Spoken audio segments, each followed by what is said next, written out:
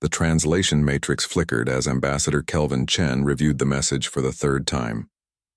Even with diplomatic training spanning 2 decades across 15 species, nothing had prepared him for this. My children are well behaved. I can be a good wife to you, human. Please. The message had arrived through back channels, bypassing official Xylothi government protocols entirely. Kelvin stared at the holographic profile hovering above his desk. Shalara Kothen, recently widowed, mother of 3, formerly a mid-level agricultural administrator in the northern territories of Xyloth Prime. Sir, we've received 47 more, his aide. Lieutenant Morrison announced from the doorway. All similar in nature. All from Xylothi widows. Kelvin closed his eyes. The war had ended 6 months ago, but its aftermath was proving more complicated than anyone had anticipated. The Xylothi had been formidable enemies.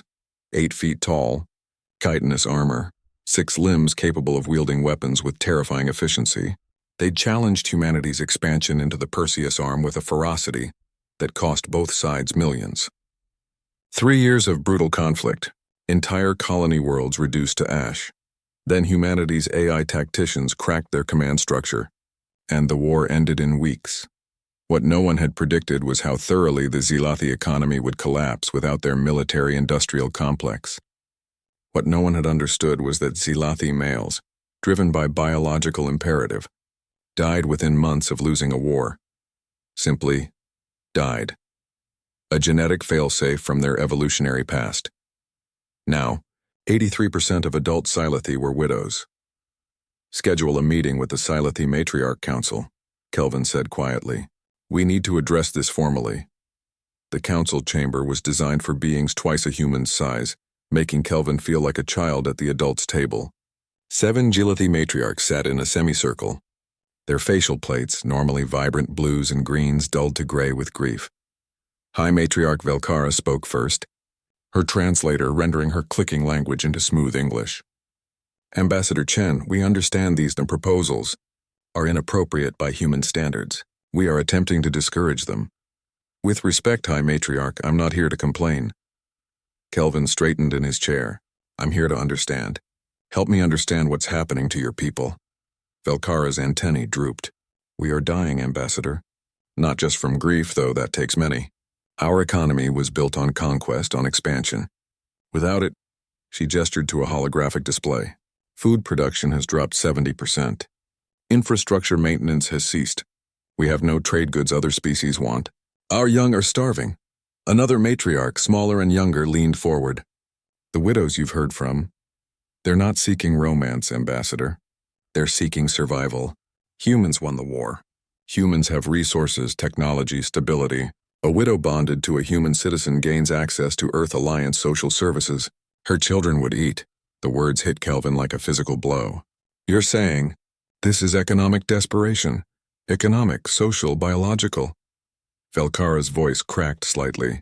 In our evolution, the victors of conflict traditionally absorbed the defeated tribe. The females would bond with the victorious males. It ensured genetic diversity, resource sharing, survival. That instinct is screaming in every widow's mind right now. Bond with the victors. Save your children. Kelvin thought of his own daughter, safe on Earth, attending university without a care. He thought of Shalara Kothen's message, the desperation bleeding through formal diplomatic language. What do you need? He asked. Velkara's antennae shot up in surprise. Ambassador?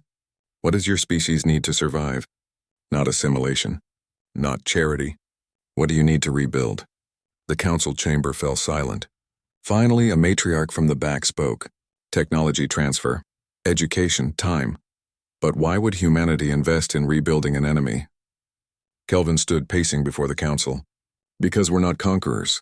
That's the fundamental difference between us. He turned to face them. We're the species that rebuilt Germany and Japan after World War II. We're the species that established the Antares Recovery Fund after accidentally devastating their moon. We defeat our enemies, yes, but then we help them stand back up. He pulled up his own holographic display, fingers flying across the interface. I'm drafting a proposal for the Earth Alliance Senate right now. The Xylothi Recovery Initiative.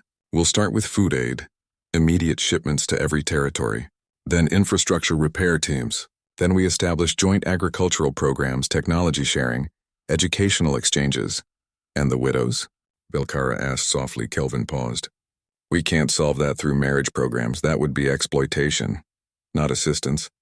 But we can create jobs, joint ventures, cultural exchange programs. Give your people purpose again. Give them hope that doesn't depend on bonding to a species that barely understands your biology. The High Matriarch was silent for a long moment. You would do this? After we killed so many of your people? Yes, Kelvin said simply. Because 50 years from now I want Zilathi and human children attending the same schools, working on the same ships, building something better together. That's the future worth fighting for. 3 months later, Kelvin stood in a newly reconstructed agricultural facility in the Northern Territories. Shalara Kothan stood beside him, now the facility's assistant director, her children playing with human volunteer workers' kids in the adjacent courtyard. Ambassador, she said, her translator catching the warmth in her voice. I need to apologize. My message was desperate, Kelvin interrupted gently. And understandable. You were trying to save your children. They are well behaved, she said, with what he'd learned was Zilathi humor. But I think this is better than marriage. Kelvin smiled, watching the children, human and Zilathi both, shrieking with laughter as they chased each other through the gardens. Yeah, this is definitely better. Humanity hadn't won the war by being the strongest. They'd won by being the species that knew what to do with victory. And that, Kelvin reflected, was something worth celebrating.